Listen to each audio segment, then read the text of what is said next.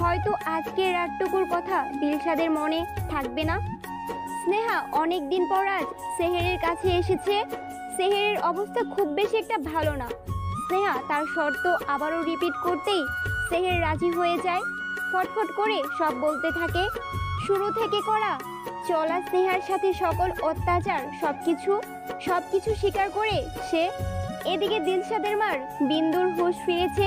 দিলশাদের পরিবারের সকলে ছুটে এসেছে হসপিটালে। বিন্দুকে আগের মতো স্বাভাবিক দেখে তারা খুশি। ঠিক সেই মুহূর্তে বিন্দু প্রশ্ন করে ওঠে এদিক সেদিক তাকিয়ে, দিলশাদ, স্নেহা স্নেহা কই? ঠিক আছে তো? দিলশাদ দীর্ঘশ্বাস ছাড়লো বিন্দুর অগোচরে। মা, স্নেহা নেই। বিন্দু চোখে মুখে দুঃখজনক আর অনুশোচনার ভাব, চোখ টলমল করে বলল, কোথায় কোথায় সে? দিলশাদ মায়ের পাশ থেকে উঠে দাঁড়ালো। কয়েক কদম হেঁটে এলো খোলা জানালাটার পাশে। শশ মিষ্টি বাতাস শরীরে লোমকূপে স্পর্শ করে হারিয়ে যাচ্ছে আবারও শূন্যে।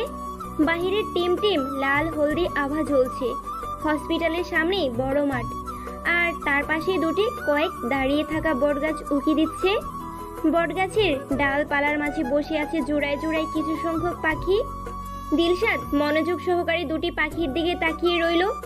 নির্বিচ্ছিন্ন রাতের আধারে দুটি পাখির ভালোবাসার অন্তরঙ্গ কিছু মুহূর্ত বুক কাঁপিয়ে তুলল দিলশাদের। হঠাৎ অনুভব করলো চোখ দুটি তার জ্বলছে। দিলশাদ চোখ বুঝে ফেলল। ঝড়ো হাওয়ার মতো আরো একবার গায়ে আছড়ে পড়লো হিমশীতল বাতাস। ভেসে উঠল চোখের পাতায় ছোট্ট একটি বাচ্চা মেয়ের অসহায়ত্ব মুখ, যার বড় বড় দুটি চোখ দিয়ে দিলশাদকে দেখছিল প্রথম। আপেলের মতো দুটো লাল গালে হাত রেখে বিদায় জানিয়েছিল সেই দিন। মাঝে মাঝে হুট করে বয়ে আনা কিছু খেলনা, খাবার, চিপস, চকলেট সবকিছু মনে পড়ল দিলশাদের।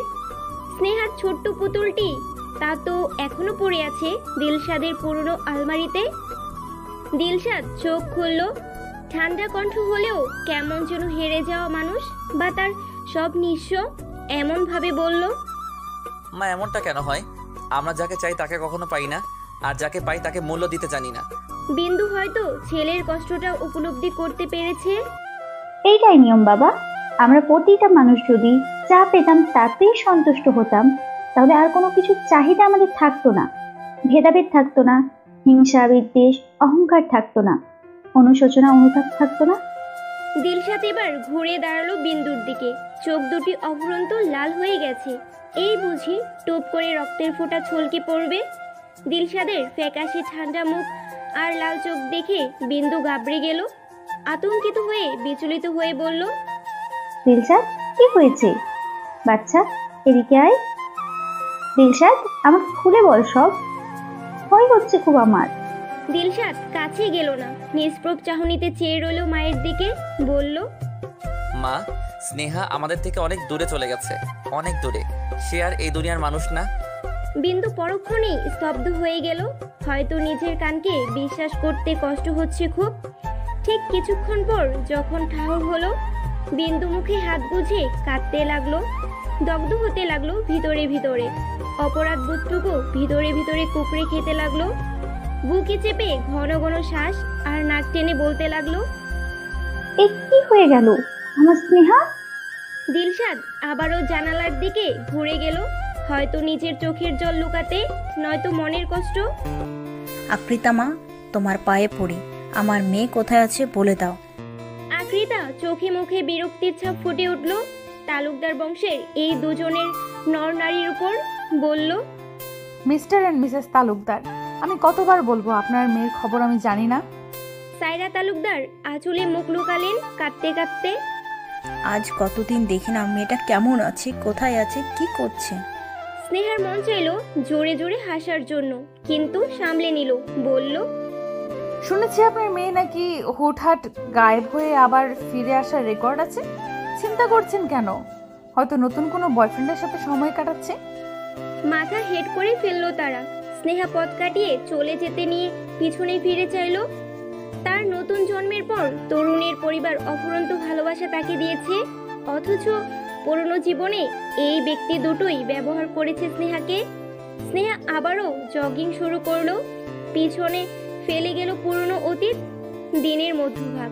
দিলশাদের সামনে আবারও চেনা পরিচিত দুটি মুখ বসে আছেন।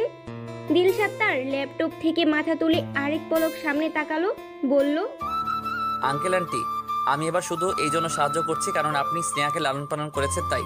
তা না হলে এই অফিসে ঢোকার মতো সাহস পেতেন না। সায়রা তালুকদার দিলশাদকে অনেক কষ্টে ধন্যবাদ দিয়ে বিদায় হলো। দিলশাদ কাউকে কল করলো। তোমাকে কিছুদিন আগে কাউকে খোঁজার দায়িত্ব দিয়েছিলাম। ওপাশ থেকে আর কোনো কথা শোনা গেল না। দিলশাদ বলল, আমি কালকের খবরটা চাই। বলেই ফোন কেটে দিল এবং নিজের কাজে আবারও ব্যস্ত করে নিল নিজেকে। স্নেহা আজ শপিং মলে এসে ইচ্ছে করে নয়, অনেকটা জোর করেই মাহাত তাকে নিয়ে এসেছে একটা নামি দামি বড় একটি শপিং মলে। মাহাত বলল, বিউটিফুল, ট্রাই দিস। স্নেহা অবাক হয়ে তাকালো। পেট খোলা আর সামনের সাইডের বড় গলা, ইনফ্যাক্ট যে কোনো মেয়ের বুকের ভাঁজ এই ড্রেসে দৃশ্যমান হবে। স্নেহা নাক ছিটকে বলল, আমি সব পরবো না। মাহাত চোখ রাঙালো। স্নেহার কাঁধে শক্ত করে হাত রেখে বলল, বিউটিফুল, আমার না শোনা পছন্দ নয়। ভুলে যেও না, তুমি আর আমি খুব শীঘ্র একই বাঁধনে বাঁধতে যাচ্ছি। স্নেহা দাঁত কিরমির করে বলল, হইনি, এখন অধিকারটা আপনাকে দিইনি। স্নেহার কাঁধের উপর হাতটি মাহাদের শক্ত হলো। তুমি কি চাইছো, আন্টিকে আমি কল করি? রাগান্বিত কণ্ঠে বলল মাহাত। স্নেহা অসহায়ের মতো চাইলো। এই ছেলেটি তার জীবন হেল করে দিয়েছে। মাঝে মাঝে মন বলে, ছেড়ে দে ভাই, কাইন্দা বাঁচি।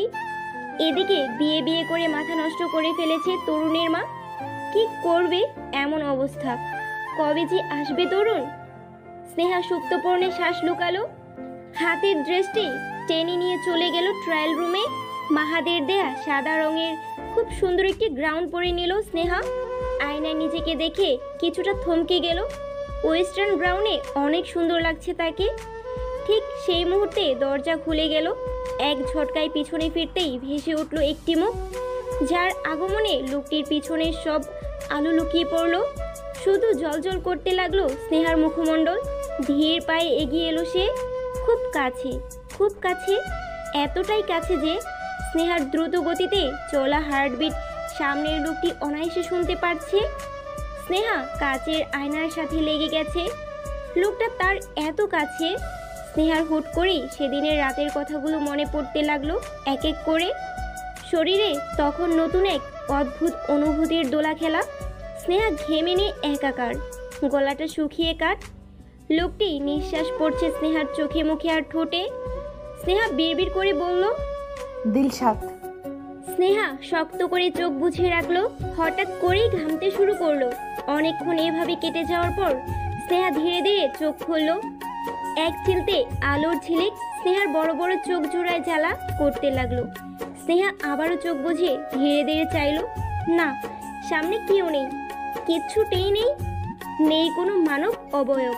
স্নেহা স্থির শ্বাস ছাড়লো। কিন্তু ঝিমঝিম করতে লাগলো স্নেহার শরীর। চোখের সামনে আধার নেমে এলো মুহূর্তেই, সঙ্গে সঙ্গে লুটিয়ে পড়লো মাটিতে। অনেকক্ষণ যাবৎ স্নেহাকে বের হতে না দেখে মাহাত নিজেই এগিয়ে গেল ট্রায়াল রুমের দিকে। নক করলো সে। আকৃতা, আকৃতা, এতক্ষণ সময় লাগছে কেন? Are you okay? ভিতর থেকে কোনো রাস শব্দ এলো না। মাহাত আবারও নক করলো, কিন্তু এবারও কোনো সারা শব্দ নেই। মাহাদের কপালে এবার টেনশনের রেখা ফুটে উঠল। এক ধাক্কা দিয়ে দরজা খুলে ভিতরে ঢুকতেই স্নেহার নিথর দেহ মাটিতে লুটিয়ে পড়তে দেখে নিজের কোলে তুলে নিল। ডানে নয় বামে নয়, সোজা হসপিটালে নিয়ে এলো তাকে। কিছুক্ষণ পর ডাক্তার খুশি খুশি কণ্ঠে বললেন, মিস্টার আকৃতা, আপনি মা হতে চলছেন। মাহাত থতমত খেয়ে গেল এমন একটি বাক্য শুনে। স্নেহা চমকালো, সাথে সাথে উঠে বসলো। নিজের পেটের মাঝে হাত রেখে বলল, আমি প্রেগনেন্ট। স্নেহা ফুপিয়ে উঠল। এটা কি খুশির কান্না নাকি দুঃখের? কিন্তু সে তো পিল খেয়েছিল। তাহলে স্নেহার ভাবনার মাঝেই মাহাদের থমথমে কণ্ঠ ভেসে এলো, আকৃতা, এসব কি? স্নেহা চোখ মুছলো। পেটের মাঝে হাত রেখেই ভাবলেশীন ভাবে বলল, মিস্টার মাহাত, আপনার সত্যিটা এবার জানা উচিত। আমি আকৃতা নই, আমি স্নেহা। মাহাদের পায়ের নিচ থেকে যেন মাটি সরে গেল। হাত দুটো শক্ত করে নিয়ে নিজের অনুভূতিগুলো দাবিয়ে রাখার চেষ্টা করলো, বলল, তুমি তুমি মিথ্যা বলছো। তুমি আকৃতা? আমি জানি আকৃতা, আমি তোমাকে অনেক কষ্ট দিয়েছি, তাই বলে এভাবে আমাকে ফিরিয়ে দিও না।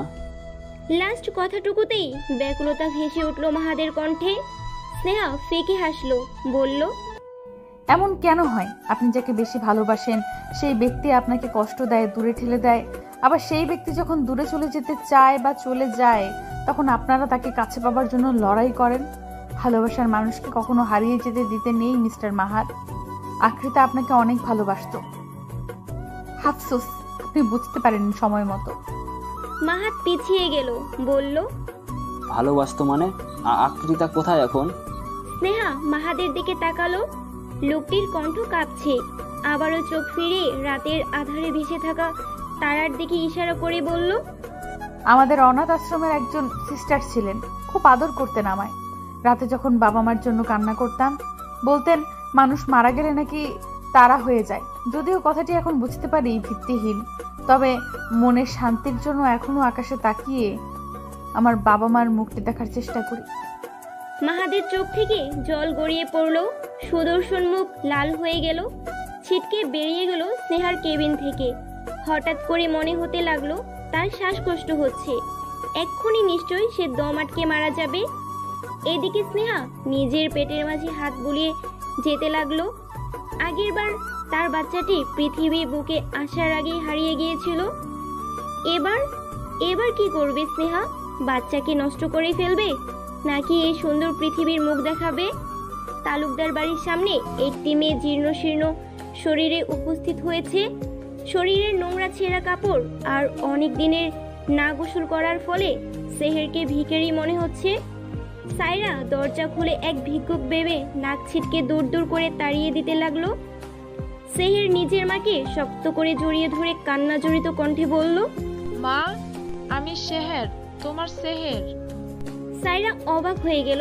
কিছুক্ষণ আগে ভিখারি ভেবে যাকে তাড়িয়ে দিচ্ছিল তাকে কাছে টেনে নিল। মামি দুজনেই ডুকরে কেঁদে উঠল। সাইরা বলল, তুই কোথায় ছিলিস এতদিন? এই হাল কেন রে তোর? সেহের তার মাকে সব খুলে বলল। মা এসব ওই আকৃতা করেছে। সাইরা রেগে কিরমির করে উঠল। ওকে আজ আমি জমের ঘরে পাঠাবো। সেহের আটকালো। মা এখন না, পরশু আমার জন্মদিন, সেই দিন না হয় ওকে শিক্ষা দেব। সাইরা তালুকদার সেহেরের মাথায় হাত বুলিয়ে বলল, আরে আমার মেয়েটার কি হাল করেছে ডাইনিটা। দেখতে দেখতে সময়ের পরিবর্তন হতে থাকলো। সেহেরের ধুমধাম জন্মদিনে তালুকদার বংশ ধুমধাম করে আয়োজন করা হলো। এদিকে আমরিন পরিবার, শেখ পরিবার সহ সবাইকে দাওয়াত করা হলো। আকৃতা শেখ তার মায়ের সাথে পা রাখলেন হলে। সেহের দূর থেকে দেখে বাঁকা হাসলো, মনে মনে বলল, স্নেহা, তুমি আমাকে ছেড়ে দিয়েছো, অনেক ভুল করেছো। সেবার মারতে পারিনি, কিন্তু এবার আর ছাড়ছি না তোমায়। এদিকে জমকালো সন্ধ্যা, টুইস্টের যেন শেষ নেই। বড় বড় নামি দামি মানুষের সামনে সেহের কেক কাটলো। দিলশাদ না চাইতেও রোবটের মতো দাঁড়িয়ে আছে। স্নেহা দূর থেকে লোকটিকে দেখছে। আচ্ছা, আজ এই লোকটি যখন জানবে যেই সেহেরকে তার মায়ের জান বাঁচানোর জন্য এতটা প্রাধান্য দিচ্ছে, সেই সেহের তার মাকে মারতে চেয়েছে, কি করবে দিলশাদ? স্নেহা জুসের গ্লাসে চুমুক দিল। সেহরের এবার কেক কাটার পালা। সকলের অ্যাটেনশন সেহরের দিকে। সেহের কেক কাটলো। সেহের তার বাবা মাকে কেক খাইয়ে দিল, দিলশাদের মুখে তুলে দিতে নিল। ঠিক সেই সময় পুরো হলের আলো বন্ধ হয়ে গেল। আর তখনই সামনের পর্দায় ভেসে উঠল সেহরের প্রতিচ্ছবি। হ্যাঁ, আমি খুন করেছি স্নেহাকে। আমি বিন্দু আন্টিকে মারতে চেয়েছি। আমি স্নেহার বাচ্চাকে এই পৃথিবীর মুখ দেখতে দেইনি।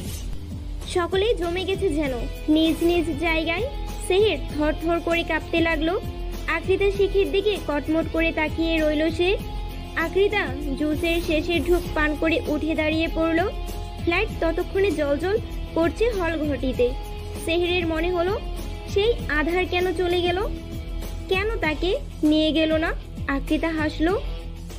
কর্মের ফল সবাইকে পেতে হয়, হয়তো এই দুনিয়ায় নয়তো পরের দুনিয়ায়। একেই বলে কর্মা। স্নেহা হেঁটে বেরিয়ে গেল হল ঘরটি থেকে। খুব ইচ্ছে হচ্ছিল দিলশাদের মুখটির দিকে একবার দেখবার। তখনই পিছন থেকে ভেসে এলো ধাম করে হওয়া একটি শব্দ। তারপর তারপর স্নেহার জীবনের কষ্ট শুরু হয়েছিল যেদিন তার বাবা এক কার অ্যাক্সিডেন্টে মারা যায়। যদিও অনাথ আশ্রমে সুপারভাইজার এটি তাকে বলেছে। বড় রাস্তার ধারে বড় একটা ট্রাকের সাথে ধাক্কা খায় স্নেহার বাবা মার গাড়ি এবং খাইয়ে পড়ে যায়। তুমি জানি কিভাবে গাড়ি থেকে ছিটকে পড়ো, আমরা সেখানেই কুড়িয়ে পেয়েছি তোমাকে। স্নেহা ছোট থেকেই এই সত্যিটি শুনে এসেছে।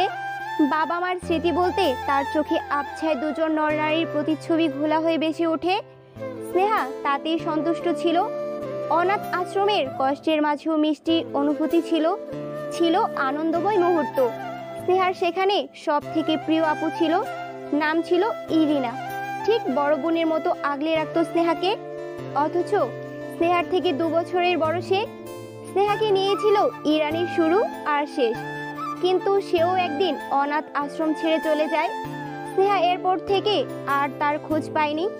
তবে একবার তাদের সুপারভাইজার তার ছবি দেখিয়েছিল, বলেছিল অনেক বড় ঘরের একমাত্র সন্তান হিসেবে আছে সে। হয়তো প্রিয় মানুষগুলোই এভাবে হারিয়ে যায় স্নেহার জীবন থেকে।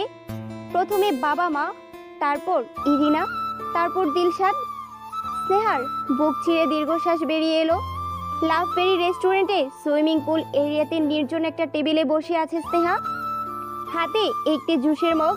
জীবনের 20টা বছর পাড়ি দিয়ে আজ 21 বছরে পড়েছে। নিজের জন্মদিনের সময়টুকু একাই বসে কাটিয়ে দিচ্ছে। টিকটিক করে ঘড়ির কাঁটা 12টার কাছে ঠেকলো। টেবিলের সামনে থাকা ছোট্ট একটি কেকের উপর টিমটিম করে জ্বলা হলদি আলো ফু দিয়ে নিভিয়ে দিল স্নেহা। কান্নারত কণ্ঠ নিজে নিজেকেই সমর্থন করলো। হ্যাপি বার্থডে স্নেহা বলেই মুখের ভিতর ছোট একটি কেকের পিস তুলে নিল। নিজের পেটের মাঝে হাত বুলিয়ে বলল, বেবি আপনি জানেন আজ আমার বার্থডে। আম্মুর সাথে তুমিও উপভোগ করো কেক। খুব মজা তাই না বেবি? তুমি আমাকে ছেড়ে কখনো যেও না, তাহলে এই শূন্য পৃথিবীতে আমি মৃত লাশ হয়ে যাব।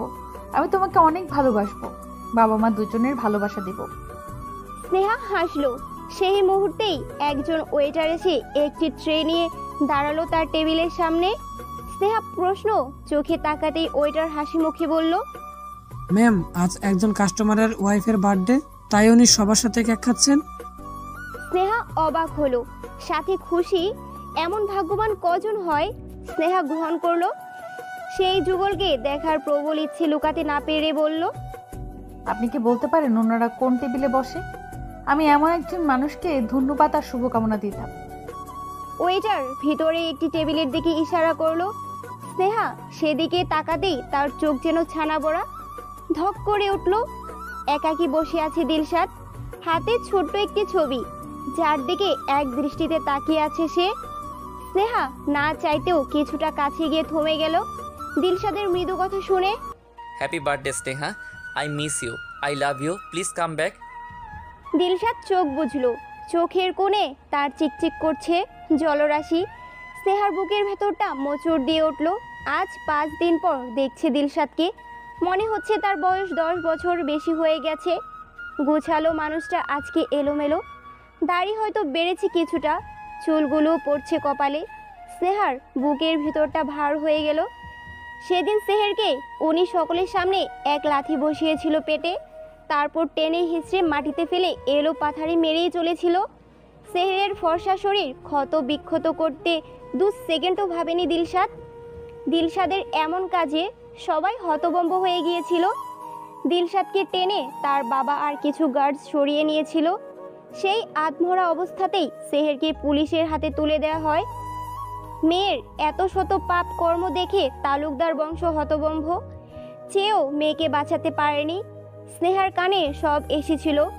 স্নেহা হাঁ করে শ্বাস নিল এবং পিছন ফিরে চলে যেতে নিতেই কারো বুকের সাথে ধাক্কা খেলো। মাথা তুলে তাকাতেই মাহাদের ফ্যাকাশে মুখটি ভেসে উঠল। স্নেহা নিজেকে সামলে নিয়ে বলল, মাহাদ আপনি এখানে? আন্টি পাঠিয়েছে তোমায় খুঁজতে, টেনশন করছে উনি। তারপর মাহাদ পিছনে ফিরে দিলশাদকে এক পলক দেখল। লোকটি থেকে সে তো কম কিছু না। তাহলে কেন তার আখরিতা তাকে একবার ভালো করে চেয়েও দেখলো না। এতটাই ইগনোর করে কেন? মাহাদের হিংসে হয়, বড্ড হিংসে হয়। মাহাত কিছুটা শক্ত কণ্ঠে বলল, আকৃতা, পাস্ট ইজ পাস্ট। তুমি তোমার অতীতে স্নেহা হলেও এখন কিন্তু তুমি আকৃতা। কেন নিজের অতীতকে ভুলে এগিয়ে যাচ্ছ না? স্নেহা বলল, আমার চেহারা পাল্টেছে মাহাত, দেহটা আর মনটা না। কিছু অনুভূতি, কিছু স্মৃতি, কিছু মানুষ কখনো ভোলা যায় না। মাহাদের শরীর রাগে বিড়বিড় করে উঠল। স্নেহার বাহু ধরে চেপে ধরে বলল, আকৃতা, তুমি এখন শুধুই আকৃতা, বুঝলে? স্নেহা ব্যথায় কুকড়ে উঠল। আশ্চর্যবোধক চিহ্নটা মুখে ঝুলিয়ে বলল, মিস্টার মাহাত, করছেনটা কি? ছাড়ুন, আমি ব্যথা পাচ্ছি। কি চাইছেনটা আপনি বলুন তো? Please let me go. Mahato ছেড়ে দিল, নিজেকে স্বাভাবিক করার চেষ্টা করলো। আকৃতা, আমি তোমার বাচ্চার বাবা হতে চাই, দিবে কি একটা সুযোগ? স্নেহা চমকালো। মাহাদের আকুলতা ভরা কণ্ঠ শুনে স্নেহা মাহাদের দিকে তাকালো। মাহাদের চোখ ভরা আশা দেখে স্নেহার কষ্ট লাগলো। আজ যদি সত্যি আকৃতা থাকতো, তাহলে মাহাদের এই কেয়ারিং সাইডটা দেখে বোধহয় খুব খুশি হতো। কিন্তু স্নেহা ভাবলেশীন ভাবে রইল। ওকে দেখে এক মুহূর্তেই বোঝা যাচ্ছে না কি উত্তর দিবে। তাকে কি মাহাতকে একটা সুযোগ দেওয়া উচিত, নাকি নিজের সন্তানকে নিয়ে বাকিটা জীবন পার করে দেওয়া উচিত? ঘন কালো কুচকুচে একটি অন্ধকার ঘর, আলো বলতে কিছু নেই। সেহের চেঁচিয়ে উঠল, হেল্প, প্লিজ হেল্প, কেউ আছো? কোনো সারা শব্দ নেই। সেহের ভয়ে কাচুমুচু হয়ে আছে। হুট করে কিছু একটা তার কোলে উঠে পড়তেই সেহের আবারও চিৎকার করলো। পরক্ষণেই বুঝতে পারলো এই ঘরটিতে অনেকগুলো ইঁদুর বসবাস করছে। সেহের ছোটাছুটি করতে শুরু করলো। আধারের মাঝে এদিক সেদিক বেজে থুমথাম পড়ে যাচ্ছে। সেহের কিছুতেই বুঝতে পারছে না, সে তো জেলে ছিল, এমন একটি কামরায় কিভাবে এলো সে? ঠিক কিছুক্ষণ পর সেহেরের ভাবনার চিন্তার বাহিরে গিয়ে দরজাটি খুলে গেল। আলোর ঝলক আসতেই সেহের চোখ বুঝে নিল। তখনই কিছু নেকড়ে কুকুরের ডাক শুনে সেহের ঘাবড়ে গেল। লোকটিকে কিছু বলার পূর্বেই কুকুরগুলোকে ছেড়ে দিয়ে আবারও দরজা বন্ধ করে দিল লোকটি। ভিতর থেকে ভেসে আসতে লাগলো সেহেরের গণবিধারী চিৎকার। বাহিরের রেলিং চেয়ারে বসে দিলশাদ এই চিৎকার শুনে তার কানকে আরাম দিচ্ছে। আশেপাশে দাঁড়ানো লোকগুলো তাদের বসের ভাবলেশীন মুখ দেখে অবাক হচ্ছে। লোকটি কতটা নির্দয়, এভাবে একটি মেয়েকে শাস্তি দিচ্ছে, অথচ কপালে এক ফোঁটা ভাঁজ নেই। দিলশাদের অ্যাসিস্ট্যান্ট মনে মনে ভেবেই পাচ্ছে না এই হিংস্র মানুষটিকে কিভাবে মেয়েরা ভালোবাসে, কিভাবে তার প্রেমে হাবুডুবু খায়, কিভাবে। তরুণ আজ দেশে ফিরেছে। লোকটির গম্ভীরতা একেবারেই দিলশাদের মতো। এই দুই ব্যক্তির ভিতরে কি চলে বোঝা বড় মুশকিল। স্নেহা তরুণের রুমের সামনে গিয়ে নক করলো। ভাই, আসবো? তরুণ হ্যাঁ বলতেই স্নেহা ভিতরে চলে গেল। তরুণকে দেখে স্নেহার খারাপ লাগলো। যাকে ভালোবাসলো সেই ব্যক্তিটির জন্য এখনো বসে আছে। শেখ বাড়ির মানুষজন চেয়েও ছেলেটিকে বিয়ে করাতে পারেনি। এবার তো সকলেই হার মেনে বসে আছে, অথচ লোকটি তার পরিবারকে কতটাই না ভালোবাসে। স্নেহা গলা ঝাড়লো। ভাই, আকৃতা এখন কেমন আছে? তরুণ ফাইলে মুখ গুজেছিল। স্নেহার মুখটির দিকে তাকালো এবার, ঠিক যেন তার বোনটি দাঁড়িয়ে আছে। তরুণ এবার জানালার দিকে তাকালো, কলমটি ফাইলের উপর রেখে বলল, সে এখন ভালো আছে, তবে তবে তরুণ সুপ্তপর্ণে শ্বাস লুকিয়ে ফেলল। ও আমাদের কাউকে চিনতে পারছে না। স্নেহা বলল, ভাই, আকৃতাকে নিয়ে আসো এখানে, দেখবে পরিবারের মাঝে থাকলে সব ঠিক হয়ে যাবে। তুমি কি তাই চাও? জানো তো ও আসলে কি হবে? স্নেহা মাথা নাড়ালো। আমি বাবা মাকে সব সত্যি বলে দিতে চাই। তরুণ মাথা হেলিয়ে চোখ বুঝে বলল, তাহলে তুমি সত্যি দেশ ছাড়ছো? স্নেহা খানিক চুপ রইল। এই পরিবারের মানুষগুলো তাকে কতটা ভালোবেসেছে সে কখনো ভুলবে না। তবে নিজের অস্তিত্বটা কি তা সে কিভাবে ভুলে যাবে? দীর্ঘ 5 বছর পর আকৃতা চোখ খুলেছে। কখনো না কখনো সে তো চাইবে তার পরিবারকে। তরুণ এতদিন সত্যিটা লুকিয়ে গেছে, কারণ আকৃতা কখনোই নাকি কোমা থেকে বের হতে পারবে না বলেছিল ডাক্তার। তাই তো এতদিন সবাইকে মিথ্যা কাহিনী বলেছে তরুণ। কিন্তু এখন স্নেহা তো পরগাছা। প্রতিবারের মতো এবারও তার প্রিয় মানুষগুলোকে ছেড়ে দিতে হবে। স্নেহা নিজেকে শক্ত করলো, হাসি মুখে বলল। একদিন তো যেতেই হতো। তরুণ বলল। স্নেহা, এভাবে বলো না। মনে রেখো, এই পরিবার তোমার, এই পরিবারের মেয়ে হয়েই থাকবে আজীবন। স্নেহা প্রতি উত্তরে হাসলো, বলল। মনে থাকবে। তরুণ স্নেহার যাওয়ার দিকে তাকিয়ে রইল। তাহলে কি এখানেই শেষ হবে সর্বনাশীর কাহিনী? এখানেই কি শেষ হবে স্নেহা আর দিলশাদের ভালোবাসা? স্নেহা কি সত্যি চলে যাচ্ছে সব কিছু থেকে দূরে? দিলশাদ কখনো কি জানবে তার বাচ্চার কথা? নাকি স্নেহার মতোই অনাথভাবে মানুষ হবে তার বাচ্চাটা? কি হবে এরপর? লুবান, তুমি কি সত্যি মেরেছো অ্যালেক্সকে? লুবান ভাবলেশীনভাবে দাঁড়িয়ে রইল। ছোট বাচ্চাটি ঠিক যেন দিলশাদের মতো হয়েছে। খাড়া নাক, তীক্ষ্ণ দৃষ্টি, চুল, গায়ের রং, এমনকি চোখ জোড়াও একদম গম্ভীর আর ঠান্ডা স্বভাবের। ওর বয়সের বাচ্চারা যেখানে ছুটোছুটি হই হুল্লোড় করে, সেখানে লুবানের চারদিক যেন একদম স্তব্ধ। ছেলেটি নিজের মাঝেই ডুবে থাকে সারাদিন। বই আর নানা রকম ডিভাইস নিয়েই তার দিন পার হয়। এই নিয়ে 13 বার কমপ্লেন এসেছে লুবানের নামে, কিন্তু বরাবরের মতোই স্নেহা হতাশার শ্বাস ছাড়ল। বিড়বিড় করে বলল, ছেলেটি আমার, তার বাবাকেও ছাড়িয়ে গেছে। স্নেহা নিজের সাথে কথা বলতে বলতেই লুবানের প্রিন্সিপাল স্যারের রুমে নক করলো। Me I coming? Principal sir আধ বয়সী স্নেহাকে দেখে খুশিতে গদগদ হলেন। এই লাল টুকটুকে দেশি ম্যামকে উনি খুবই পছন্দ করেন। বললেন, আরে আসুন আসুন। স্নেহাকে এভাবে আপ্যায়নে ব্যস্ত দেখে পাশে দাঁড়ানো অ্যালেক্সের মমি তেলে বেগুনে জ্বলে উঠলেন। মিস্টার স্মিথ, আজ আপনি এর একটা বিহিত করবেনই। স্মিথ গলা ঝাড়লেন। স্নেহার পাশেই নির্ভয়ে লুবানকে দাঁড়িয়ে থাকতে দেখে তিনি নিজে বিষম খেলেন। এতটুকু বাচ্চা, অথচ ওর সিনিয়ররা পর্যন্ত বাচ্চাটিকে ভয় পায়। অথচ এই 5 বছরে বাচ্চাটি সব সময় থাকে গম্ভীর। আর এদিকে মার খেয়ে অ্যালেক্স মায়ের পিছনে লুকিয়ে আছে, যেন কিছু চুরি করেছে। স্নেহা হাসার চেষ্টা করে বলল, অ্যালেক্স, সান লুবান হিটস ইউ। অ্যালেক্সের মাথা ফেটে গেছে, ব্যান্ডেজ করা, বোঝাই যাচ্ছে চোট ভালোই পেয়েছে। অ্যালেক্সের মাথা হ্যাঁ বোধক নাড়ল, তারপর আবার লুবানের দিকে তাকিয়ে না বোধক মাথা নাড়ালো। অ্যালেক্সের কাণ্ডে উপস্থিত সবাই দ্বিধায় পড়ে গেল। বরাবরই এমন হয়, কোনো বাচ্চাই লুবানের নামে বিচার দিতে সাহস করে না, কিন্তু কেন তা কেউ বুঝতে পারে না। স্নেহা নির্ভয় দিল। আবারও অ্যালেক্সকে জিজ্ঞেস করতেই একই উত্তর পেয়ে সকলেই হতাশ হলো। বিরক্ত হলো লুবান নিজেই। অ্যালেক্সের সামনে এসে দাঁড়িয়ে কাঠখোট্টাভাবে বলল, অ্যালেক্স, স্যারকে সত্যি কথা বল, আমি কি তোকে মেরেছি? লুবানের কথা বাকি সবার কাছে নর্মাল শোনালেও অ্যালেক্স যেন বুঝে গেছে এরপর কপালে শনি আছে। সঙ্গে সঙ্গে মাথা দুলিয়ে বলল, সরি স্যার, লুবাপ আমার মারেনি, আমি মিথ্যে বলেছি। এবার চমকানোর পালা যেন মিস্টার স্মিথের। প্রিন্সিপাল স্যারের রুম থেকে বেরিয়ে তারা সোজা গাড়িতে ওঠে। স্নেহা গাড়ি চালাতে চালাতে প্রশ্ন করে লুবানকে, লুবান, স্পিক দ্য ট্রুথ। মায়ের থমথমে মুখের কণ্ঠে শুনে লুবান মুখ খুলল না। স্নেহা এবার রেগে গিয়ে বলল, লুবান, আমি কিন্তু খুব ডিসঅ্যাপয়েন্টেড। তুমি দেখছো অ্যালেক্সের হালটি, মাথা ফেটে গেছে। যদি কিছু হতো তখন? লুবান এবার মুখ খুলল, বেশ করেছি, মেরেছি। লুবান। স্নেহা থমকে গেল যেন, সঙ্গে সঙ্গে ব্রেক বসালো।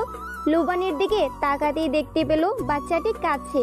স্নেহা মাথা হাত বুলিয়ে দিতেই লুবান মিনমিন করে বলল, যারা আমাকে বলবে আমি পাপা ছাড়া সন্তান, আমার পাপা নেই, আমার পাপা আমাকে ভালোবাসে না, তাদের সবাইকে মারবো আমি। স্নেহার বুকে মোচড় দিয়ে উঠে ছেলেটির ঠোঁট ভেঙে কাচ্ছে। স্নেহা বুকের সাথে জড়িয়ে নেয়। জানতো ভবিষ্যতে এমন প্রশ্নের সম্মুখীন হবে সে, কিন্তু এত জলদি তা ভাবা ছিল না। স্নেহা লুবানকে আদুরে কণ্ঠে বলল, লুবান, ডোন্ট ক্রাই। তোমার পাপা তোমাকে অনেক ভালোবাসে, অনেক। লুবান আকুতি ভরা দৃষ্টিতে তাকিয়ে বলল, কবে আসবে মমি? স্নেহার উত্তর দিতে পারল না। বুকের ভিতরে শুধু শক্ত করে ছেলেকে জড়িয়ে রাখে। ভেবে পায় না স্নেহা, কখনো সত্যি দিলশাদ যদি বুঝতে পারে তার একটি সন্তান আছে, তাহলে তাহলে কি হবে? কেড়ে নিবে না তো লুবানকে? না, স্নেহা লুবানকে এভাবেই বুকের ভিতর লুকিয়ে রাখবে। স্নেহার জীবনে একমাত্র বাঁচার পন্থা এই ছেলেটিই তো। বাংলাদেশ সময় ঘড়ির কাঁটা 12টা ছুঁই ছুঁই। একটি ছোট্ট পুতুল যেন আরেকটি পুতুল নিজের বুকের সাথে জড়িয়ে ধরে বসে আছে ডিভানে। বড় বড় চুলে তার পনিটেল করা, গায়ের রঙের সাথে গোলাপি জামাটা অদ্ভুতভাবে মানিয়ে গেছে। বড় বড় চোখ দিয়ে বারবার ঘড়িয়ার দরজায় নজর দিচ্ছে। তার পাশেই বসা বেবি সিটার হাই তুলছে এই মুহূর্তে 3 বার। কিন্তু বাচ্চা মেয়েটি তার পাপাকে না দেখিয়ে নাকি কিছুতেই ঘুমাবে না। Lilian come baby. দিলশাদ তার 5 বছরের ছোট মেয়েটিকে কাছে ডাকলো। এতক্ষণে বাবাকে পেয়ে বাচ্চা মেয়েটি লাফিয়ে উঠে কাছে চলে গেল, আবারও মুখ কুমড়ো করে নিল। Papa I miss you. Dilshad হাসলো, বলল, এই সেন্টেন্সটি কে শিখালো? লিলিয়ান গর্বের সাথে নিজের ছোট ছোট হাতগুলো বাবার গালে স্পর্শ করে বলল, আমি তো টিভিতে দেখেছি, সেখানে একটি বাচ্চা ছেলে তার পাপা আর মাম্মাকে বলেছে এইটা। পরক্ষণেই আবার মন খারাপ করে মিনমিন করে বলল, আমার তো মাম্মি নেই, তাই শুধু পাপাকে বলেছি। দিলশাদের হাসি মুখে মৃদুর ছায়া। বাচ্চা মেয়েটির বড্ড মায়ের অভাব, তা বুঝতে পেরেও কিছু করার নেই দিলশাদের। যাকে তাকে তো আর তার মা বানিয়ে দিতে পারে না। দিলশাদ লিলিয়ানের গালে চুমু এঁকে দিল। ঠোঁটের কোণে হাসি আবারও জোরপূর্বক টেনে বলল, papa always miss you Lily. Lilian এবার বাবার দিকে তাকালো। বারবি ডলের মতো চোখ জোড়া লাল হয়ে গেছে মেয়েটির। ঠোঁট ভেঙে কাঁদতে কাঁদতে বাবাকে শক্ত করে জড়িয়ে ধরে বলল, পাপা মাম্মি আমাকে মিস করে না তাই না? তাই তো সে আসে না সবার মাম্মির মতো। দিলশাদ এর উত্তর কি দেবে ভেবে পেল না। মেয়েটি কান্না থামাবার জন্য চেষ্টা করতে লাগলো শুধু। জানালার বাহিরে চোখ মেলে রাতের আকাশের দিকে। তারপর বুক ছিঁড়ে দীর্ঘশ্বাস বেরিয়ে এলো দিলশাদের। সময় পরিবর্তন হতে থাকলো দুটি মানুষের। দিলশাদ তার লিলিয়ান আর স্নেহা তার লুবানকে নিয়ে সুখে দিন কাটালেও এদের জীবনগুলো আজও অসম্পূর্ণই রয়ে গেছে। এদের কি আবারও ভাগ্য একসাথে করবে? এটাই যে দেখার পালা এবার। স্নেহা বেলকনিতে দাঁড়িয়ে আছে, লুবান ঘুমিয়ে। ঘুমের মাঝেই তার পাপা চাই। স্নেহার এই 5টি বছর কিভাবে পার করেছে স্নেহা নিজেই জানে। ওর পাশে যদি সেই পরিবার না থাকতো, এই সিচুয়েশনে ভেঙে পড়তো স্নেহা। অন্যদিকে দিলশাদও ধোয়া ওঠা কফি নিয়ে বেলকনিতে দাঁড়িয়ে আছে। আকাশের মাঝে আজ চাঁদ নেই। আধার টিমটিম করে তারার আলো দূর করতে পারছে না যেন এই আধার। ঠিক যেন দিলশাদের বুকের ভেতরটার মতো। হয়তো এই আধারেই সে হারিয়ে যেত যদি তার কাছে লিলিয়ান না থাকতো। হ্যাঁ, লিলিয়ান স্নেহার অংশ। বাচ্চা মেয়েটি একেবারেই তার মায়ের মতো হয়েছে, স্নেহার মতো। ছোটবেলার স্নেহা দেখতে ঠিক যেমন এমনই ছিল। দিলশাদ পেছন ফিরে নিজের মেয়েকে একবার দেখে নিল।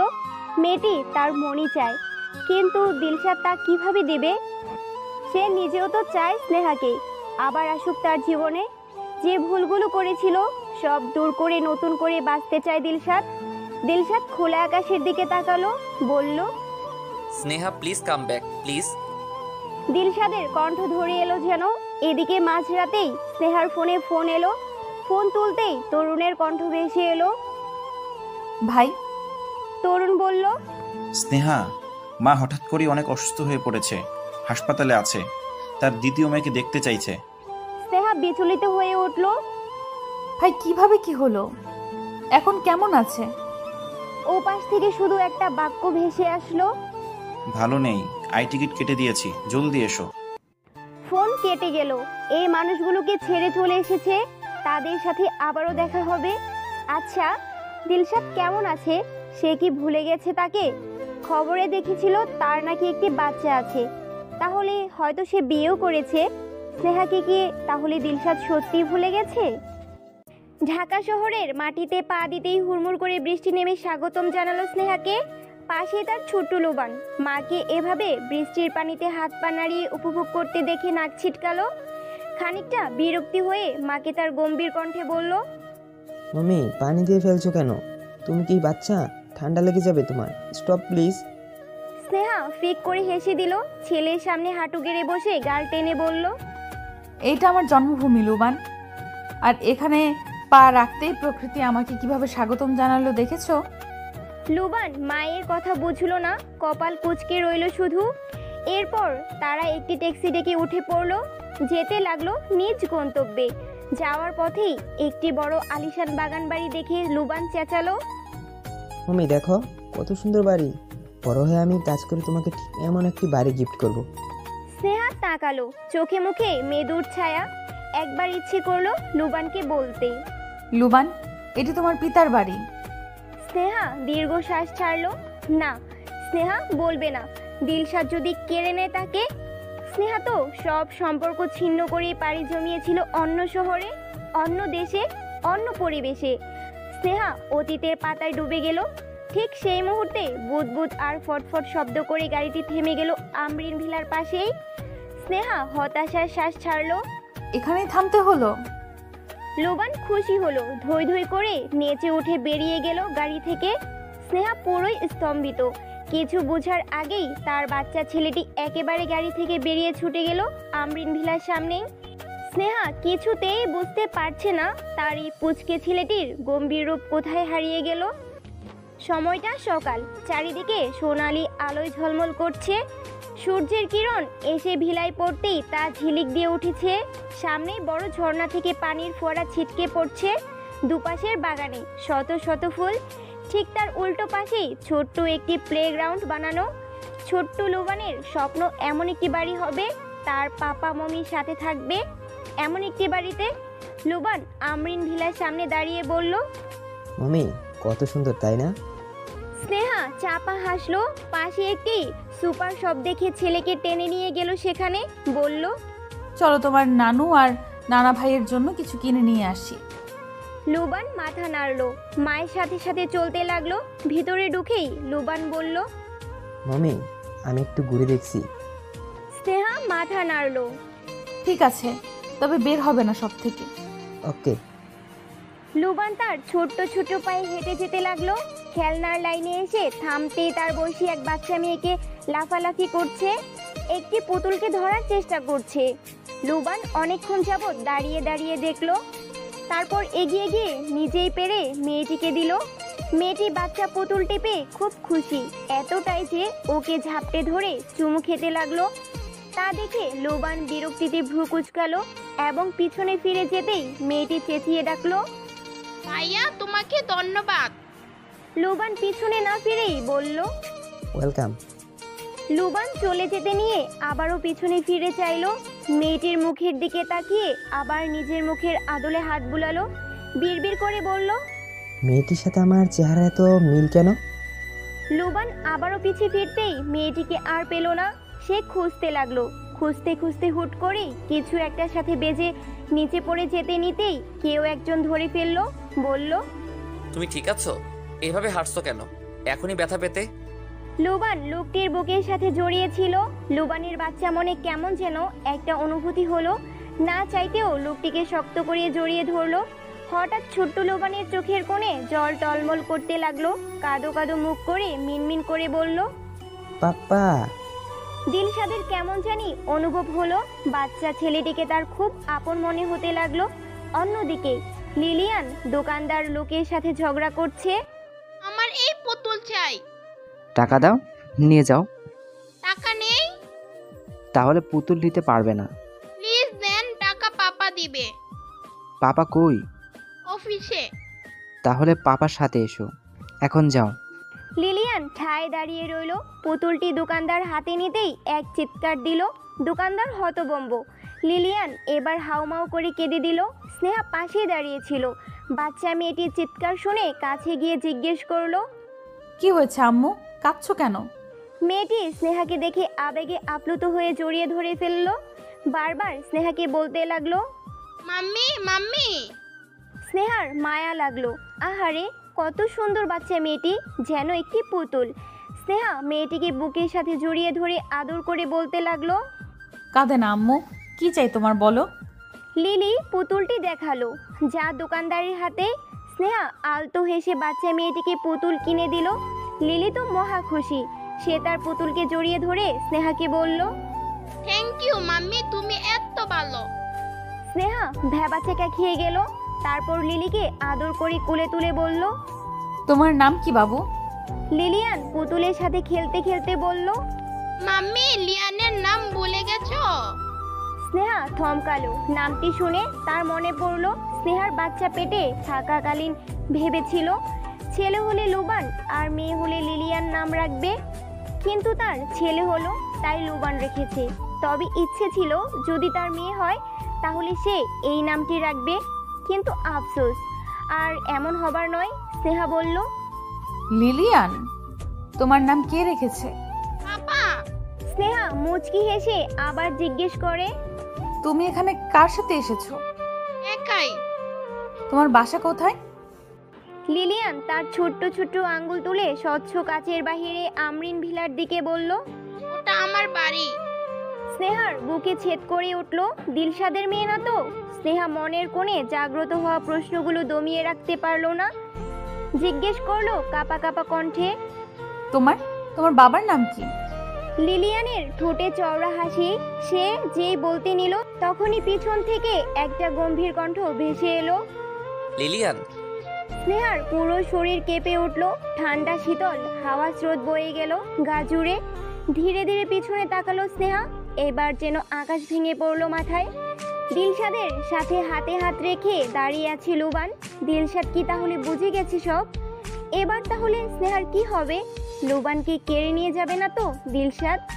স্নেহা কি আবারও নিঃস্ব হয়ে যাবে একাকিত্বের গহীনে অন্ধকারের মাঝে? মিস আকৃতা কেমন আছেন? দিলশাদের গম্ভীর কণ্ঠে স্নেহা কেমন যেন দমে গেল।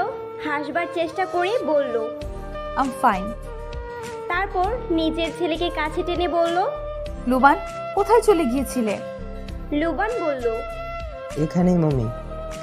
লিলিয়ান লুবান আর তার মাকে দেখে ঠোঁট ভেঙালো, হুট করে কেঁদে দিল। স্নেহা ভেবাচাকা খেয়ে গেল। লুবানকে ছেড়ে লিলিয়ানকে ধরে বলল, কি হয়েছে আম্মু, তুমি কাঁদছো কেন? লিলিয়ান ফোপাতে ফোপাতে বলল, মাম্মি মাম্মি। স্নেহা কিছু বলবে তার আগে কেউ একজন পিছন থেকে লিলিয়ানকে কেড়ে নেয়। স্নেহা দিলশাদ দুজনেই হতভম্ব। পিছনে ফিরতেই আবিষ্কার করে আগন্তুক আর কেউ নয়, মারিয়া। মারিয়া লিলিয়ানের কান্না থামাতে থামাতে বলল, মমি এখানে বাচ্চা, ডোন্ট ক্রাই। লিলিয়ান আরো জোরে কেঁদে দিল।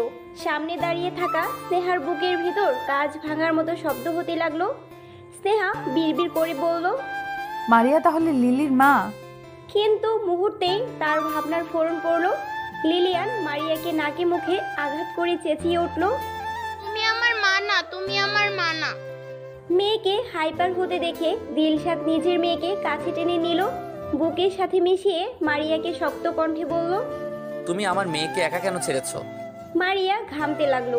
আমতা আমতা করে বলল, দিল আমি একটু ফোনে কথা বলছিলাম, কখন যে লিলি বেরিয়ে গেল। দিলশাদ মুহূর্তেই হিংস্র রাক্ষসের মতো হয়ে গেল। এই মেয়েটি তো তার বাঁচার ভরসা। এর যদি কিছু হয় দিলশাদ কি করবে? মরেই তো যাবে সে। কাল থেকে তোমার আর প্রয়োজন নেই মারিয়া, তুমি এসো না। মারিয়ার চোখে মুখে হতাশা ফুটে উঠল। ঢুকুর তুলে কেঁদে বলল, Dilshad give me a chance. No. Maria বেরিয়ে গেল। দিলশাদের মাকে অবশ্যই খবরটা দিতে হবে, না হলে আবার এই চাকরিতে সে ঢুকতে পারবে না। মারিয়া যেতেই স্নেহা প্রশ্ন করল, মিস্টার আমরিন, লিলিয়ান? দিলশাদের মুখের ক্রোধ মুহূর্তেই পরিবর্তন হয়ে হাসি ফুটে উঠল। হ্যাঁ, ও আমার মেয়ে, আমার স্নেহার অংশ। স্নেহার মাথায় আকাশ ভেঙে পড়ল। তার অংশ মানে কি? লুবান, একমাত্র লুবানই তো তার অংশ। তাহলে স্নেহার অংশ মানে? স্নেহা তো মারা গেছে। দিলশাদ লিলিয়ানের মাথায় হাত বুলিয়ে বলল, না, ও বেঁচে আছে। স্নেহা রুমের ভিতর পায়চারি করছে। লুবান অনেক আগেই ঘুমিয়ে পড়েছে। শেখ বাড়িতে আসার পর এখনো তরুণের সাথে দেখা হয়নি, কোনো এক কাজে আটকে গেছে। স্নেহা তরুণের সাথে কথা না বলে আজ ঘুমোবে না। তার অনেক কিছু জানার দরকার, যার উত্তর শুধু তরুণ দিতে পারবে। স্নেহা আর না পেরে তরুণকে ফোন করলো। ফোন বিজি দেখাচ্ছে, তাই সে টেক্সট করলো, ভাই আপনি কোথায়? অপর প্রান্ত থেকে সঙ্গে সঙ্গে রিপ্লাই এলো, আমার খুব জরুরি কাজ পড়ে গেছে, আমি আউট অফ কান্ট্রি যাচ্ছি, 2-1 দিনের ভিতর চলে আসব। স্নেহা হতাশার শ্বাস ছাড়ল। কিভাবে পারবে এই রহস্য থেকে বের হতে? স্নেহা 7-5 না ভাবতে ভাবতে ঘুমিয়ে গেল। ভোরে দরজায় টোকা পড়তে ঘুম ভাঙল। ভালো আছিস মা? তোমার এখন শরীর কেমন? ঠিক আছি, তোকে দেখার স্বাদ জেগেছিল খুব, তাই তারুণকে বললাম, নয়তো আজ নিজের মেয়েটাও মাহাদের সাথে বিয়ের পর অন্য দেশে পাড়ি জমিয়েছে। স্নেহা হাসল। তো কি হয়েছে, আমি তো আছি মা। তরুণের মা হাসলেন। স্নেহার মাথায় আলতো করে হাত বুলিয়ে বললেন, আগের কথা কি ভাবলি? স্নেহা তার ছেলেকে শক্ত করে জড়িয়ে ধরে বলল, আমার জীবন এখন সেই মা। তরুণের মা মনে মনে ভাবলেন, যদি স্নেহা জানতে পারে তার মেয়ের কথা, কি করবে তখন? উনি বললেন, দিলশাদের কথা কি ভাবলি?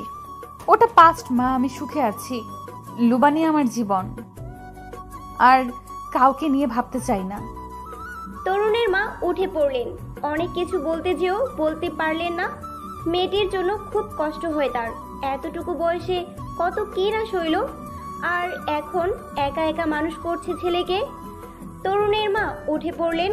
যেতে যেতে মা আর ছেলেকে এক পলক দেখে নিলেন। কি মধুর সম্পর্ক তাদের। তরুণ তারপর দিন ফোন করলো। স্নেহা ছেলেকে নিয়ে রেডি হচ্ছে শহরটাকে ঘোরাবে বলে। স্নেহা ফোন ধরতেই তরুণ বলল, Sneha, I need your help. বলুন ভাইয়া। দিলশাদের কোম্পানির সাথে আমাদের কোম্পানির ডিল করেছে। আমি দেশের বাইরে, যার জন্য কিছু করতে পারছি না। তুমি একটু ফাইলটা পৌঁছে দিতে পারবে? সে নিজের বাসায় আছে। স্নেহা 7-5 ভেবে হ্যাঁ জানালো। ছেলেকে নিয়ে বেরিয়ে পড়লো গন্তব্যে। লুবান তার পছন্দের বাড়িটির সামনে আবার আসতে পেরে লাফিয়ে উঠল।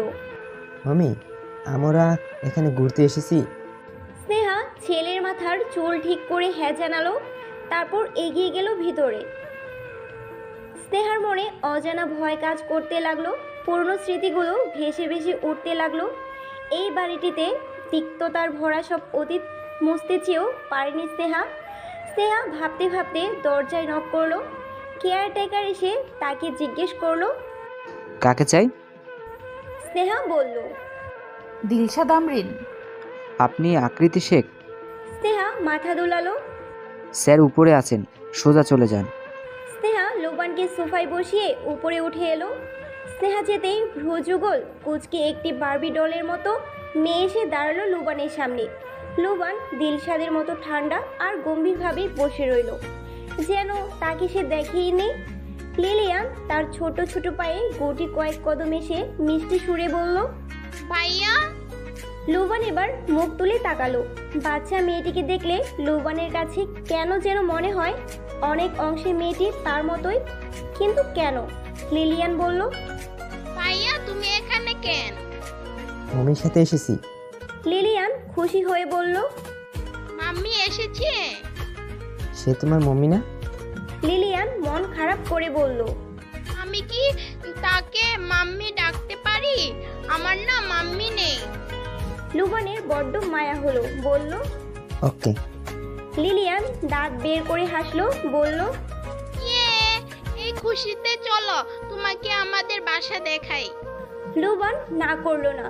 এই বাসার প্রতি আলাদা টান জন্মেছে কেন যেন তার। এইদিকে দিলশাদের সামনে বসে আছে স্নেহা। অনেকটা অস্বস্তি হচ্ছে তার, তবুও প্রকাশ করছে না সে।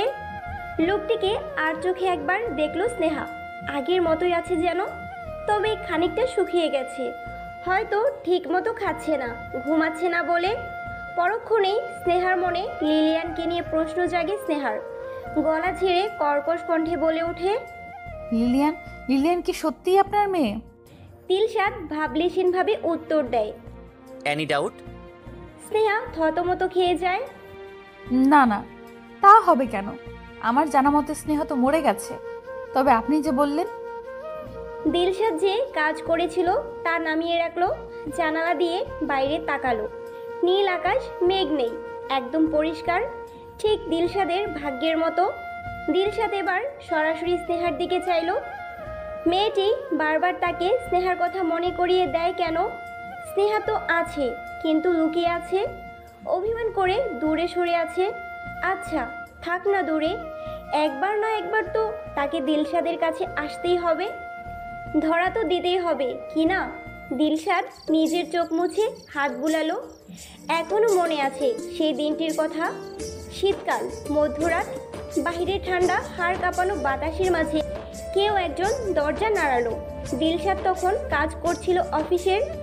এত রাত্রে কে এসেছে দেখার জন্য দরজা খুলতেই ঝুড়িতে ফুটফুটে একটি বাচ্চা মেয়েকে দেখে বুকের ভেতর মেঘের ডাকের মতো গুরুম গুরুম শব্দ হতে লাগলো। বাচ্চা মেয়েটি তাকিয়েছিল, বড় বড় চোখ করে দেখছিল। কতটুকুই হবে তখন, এই 1 বা 2 দিনের? দিলশাদের মনে তখন পিতার ভালোবাসার মায়ার বন্যা বয়ে গেল। বুকের কাছে টেনে নিতে শান্তি অনুভব করলো। এইটুকু বাচ্চা কত মায়া ডুবিয়ে ফেলেছে দিলশাদকে। সেই দিন বাচ্চার সাথে একটি নোট পেয়েছিল দিলশাদ। তাতে লেখা ছিল, আমার শরীরের একটি অংশ তোমাকে দিলাম। যেভাবে আমাকে অবহেলায় দূরে ঠেলে দিয়েছিলে, এই বাচ্চাটি তেমন অবহেলা করো না। তাহলে আমি আর কখনো তোমাকে ক্ষমা করব না দিলশাদ। জানো, এই বাচ্চাটি আমার সব। বুকের মাঝে আগলে রেখো, আমাকে খোঁজার চেষ্টা করো না, আমি ভালো আছি। আর হ্যাঁ, ওর নাম রেখো লিলিয়ান। ইতি স্নেহা। দিলশাদের চোখ ভিজে উঠল। নিজেকে সামলাবার বৃথার চেষ্টা করলো। স্নেহাকে উদ্দেশ্য করে বলল, আর কিছু জানার আছে? স্নেহা মাথা নাড়ালো। কিছুই জানার নেই। সত্যি বলতে অনেক কিছুই জানার আছে। কে এই ব্যক্তি যে স্নেহা সেজে এভাবে দিলশাদকে ঠকিয়েছে? কে এত বড় একটা মিথ্যা কথা বলেছে তার নাম করে? কই, স্নেহা তো কখনো দিলশাদকে চিঠি দেয়নি, না কখনো নিজের অংশ দিয়েছে। স্নেহা তা কখনোই করতে পারবে না, একদম না। নিজের মেয়েকে সে কিভাবে আলাদা করবে? তার থেকে বড় কথা, তার তো একটি ছেলে। স্নেহার ভাবনার ফোরন পড়লো। লুবানার লিলিয়ানের একসাথে চিৎকার পুরো বাড়িতে হাহাকার করে তুলল। দুজনেই এক ছুটে বাহিরে বেরিয়ে এসে পড়লো। আর সামনে যা দেখলো তার জন্য মোটেও প্রস্তুত ছিল না কেউ। ঘন্টা খানিক পর স্নেহা আর দিলশাদ বাহিরে বসে আছে। অপারেশন থিয়েটারের লালবাতি জ্বলছে। দিলশাদ স্নেহার হাত শক্ত করে চেপে বসে আছে, যেন একটি পাথরের মূর্তি। স্নেহাও এমন একটি কাণ্ডে হতভম্ব। কিভাবে লুবানার লিলিয়ান একতলা থেকে নিচে পড়ে গেল একসাথে? এমনটি তো হবার নয়। তাহলে কিভাবে হলো এমন? দুজনের মাথা ফেটে গেছে, হাত পা ছুলে গেছে, রক্ত বয়ে গেল খুব।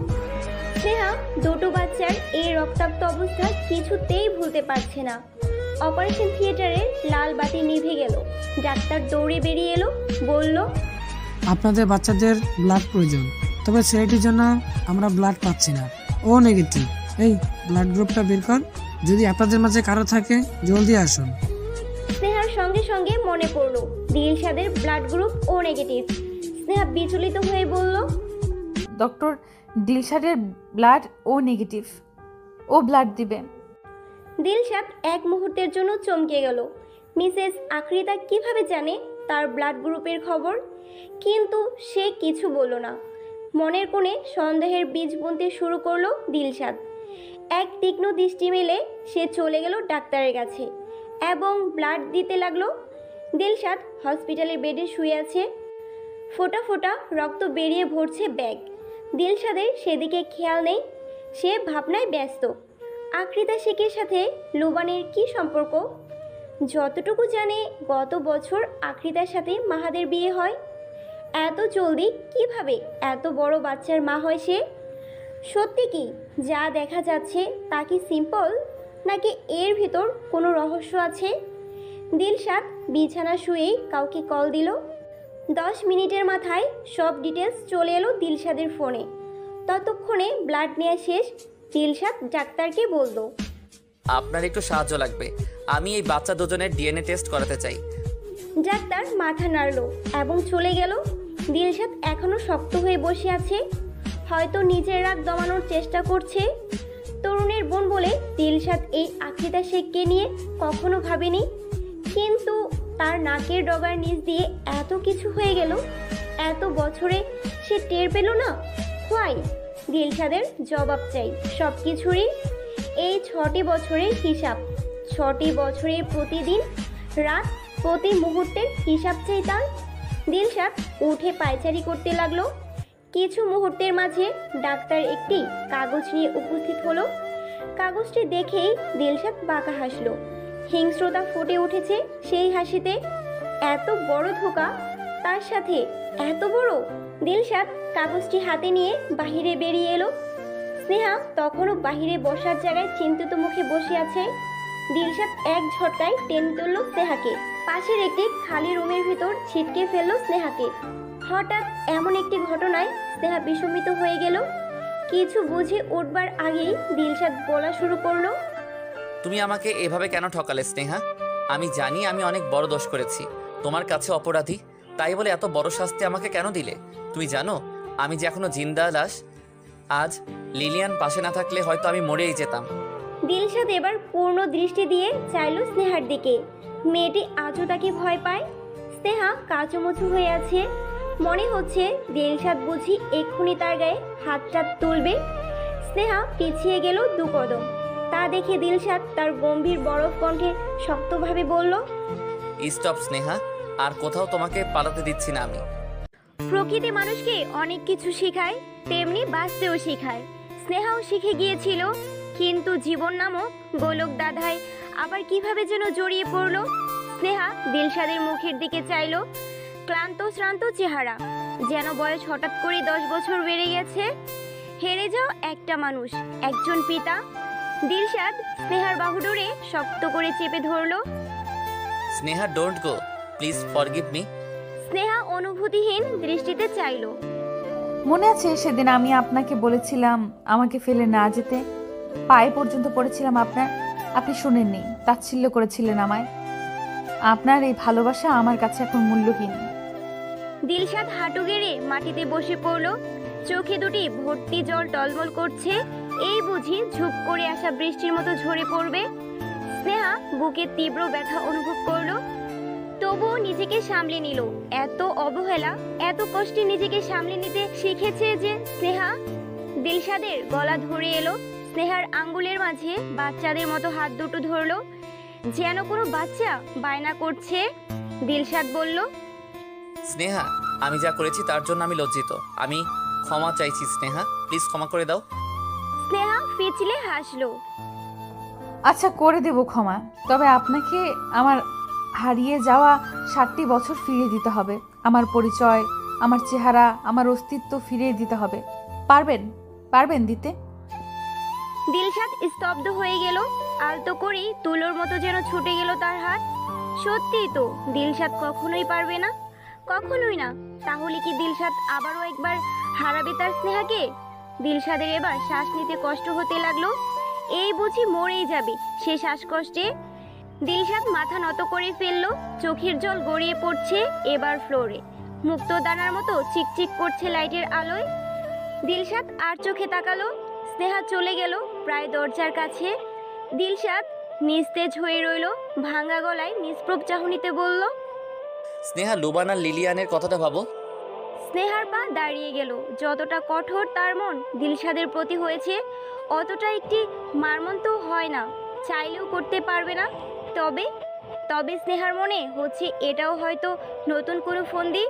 স্নেহা তাই পিছনে না ফিরেই বলল, আমার একটিমাত্র সন্তান, তার নাম লুবান। দিলশাদ যতটুকু শক্ত ছিল এবার আর তার রইল না, হেলে পড়ল। তার মনে হচ্ছে এই মুহূর্তে তাকে কেউ হয়তো লাঠি পিটা করছে কেউ। স্নেহা সত্যি এতটা কঠিন হয়ে গেছে যে নিজের মেয়েকেই চায় না সে। দিলশাদ তার ভাবনার মাঝে ডুবে রইল। স্নেহা স্থান ত্যাগ করলো তাৎক্ষণিক। বুকের ভিতর তারও হাতুড়ি পেটা করছে। মনটাকে হয়তো কেউ কয়েকশো পিস করেছে কেটে কেটে। স্নেহা দৌড়ে এসে দাঁড়ালো লুবানার লিলিয়ানের রুমের সামনে। স্বচ্ছ কাচের ভিতর ছেদ করে দেখা যাচ্ছে ছোট দুটি ফুটফুটে বাচ্চাগুলোকে। স্নেহার চোখ ভর্তি জল গড়িয়ে পড়ল, ঢুকরে উঠল বারবার। সত্যি কি লিলিয়ান তার অংশ? এই ছোট্ট জানটা কি সত্যি তার মেয়ে? কিন্তু তা কি আদৌ সম্ভব? দিলশাদ আবারও হয়তো তাকে ঠকাচ্ছে, আবারও তাকে নিয়ে কোনো নতুন খেলায় মেতে উঠেছে। স্নেহা চোখ মুছল, বিড়বিড় করে বলল, লিলিয়ান, তুমি কি সত্যিই আমার মেয়ে? হ্যাঁ স্নেহা, লিলি তোমার মেয়ে। চেনা পরিচিত এক কণ্ঠ পিছন থেকে ভেসে আসতেই চমকে উঠল স্নেহা। পিছন ফিরে আরো এক দফা চমকালো। তরুণ, আকৃতা, মাহাত, দিলশাদের মা সকলেই উপস্থিত। তরুণ এগিয়ে গেল, মাথা নত করে বলল, স্নেহা, আমি লিলিকে দিলশাদের কাছে দিয়ে গিয়েছিলাম। স্নেহার মাথায় যেন আকাশ ভেঙে পড়ল। তরুণের দিকে প্রশ্নবিদ্ধ চোখে চাইল। এই পৃথিবীর সবাই বুঝি তাকে এভাবেই ঠকাবে? তরুণের পিছন থেকে দিলশাদের মা বলল, স্নেহা, আমি এই পাপ কর্মের সাথে যুক্ত স্নেহা। আমাদের আর কোনো পথ খোলা ছিল না সামনে। তাই বলে আপনারা আমার মেয়েকে ছিনিয়ে নেবেন? এই পর্যায়ে চেঁচালো স্নেহা। তরুণ বলল, স্নেহা, তখন পরিস্থিতি এমন ছিল যে। স্নেহা তরুণকে মাঝপথে থামিয়ে দিয়ে বলল, সিচুয়েশনে যেমনই ছিল। আমি তো মা, আমার কি জানার অধিকারটুকু ছিল না? আমি এত বড় অভাগা? আমার একটি মেয়ে আছে তা আমি জানি না? গ্রেট, আপনাকে তো আমার ভাই ভেবেছিলাম মন থেকে। তাহলে কেন করলেন? সবাই চুপ করে রইল। স্নেহা নিজের চুল টেনে ধরলো, তারপর আবার বলল, আমি যখন আল্ট্রাসাউন্ড করেছিলাম, ও তো আমাকে বলেছিল আমার একটি বেবি। তার মানে তোমরা সব প্ল্যান করেছিলে? আমি কাদের মাঝে আছি? প্রতিটা মানুষ ধোঁকাবাজ। আমি আর থাকবো না, কারোর সাথে থাকবো না। আমার সন্তানদের নিয়ে চলে যাব, অনেক দূরে চলে যাব। বলেই স্নেহা তার বাচ্চাদের কাছে যেতে নেয়। ঠিক তখনই মাহাত স্নেহার হাত দুটি শক্ত করে ধরে বলে, পাগলামি করো না নেহা, আমাদের কথাটা শোনো। স্নেহা মাহাতকে শরীরের সর্বশক্তি দিয়ে ধাক্কা মারলো। তারপর দরজা ঠেলে যেই ভিতরে যেতে নিল, তখনই একটি বাক্য থেমে গেল সে।